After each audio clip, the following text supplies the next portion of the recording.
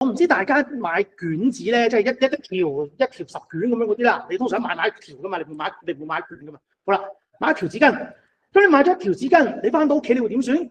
我咪擺起佢啦，係嘛？好多人就會決定擺落個櫃度。好啦，而認知障礙嘅人咧，會有一個問題就係，當佢見唔到嗰樣嘢，佢就會唔記得咗嗰樣嘢存在噶啦。咁會發生咩事咧？佢會再買一條，於是者佢就會買咗好多條紙巾翻屋企。OK， 咁我諗大家都可能會見過老人家會有呢個問題噶啦，就係因為佢見唔到嗰樣嘢，佢就會覺得嗰樣嘢唔存在，佢咪會記得，咦，屋企冇紙巾喎，我咪去買紙巾咯。咁而呢個時候有啲小朋友或者有啲後生少少嘅，即係佢啲仔女都可能都50-60歲啦，或40-50歲啦，會講咩啊？你又買紙巾，咪叫咗你唔好買咯，屋企有噶啦。其實呢句嘢你講俾佢聽啱噶，係事實嚟噶 ，fact 嚟噶，冇錯噶。但係對個長者嚟講，佢唔覺得自己有錯噶喎，因為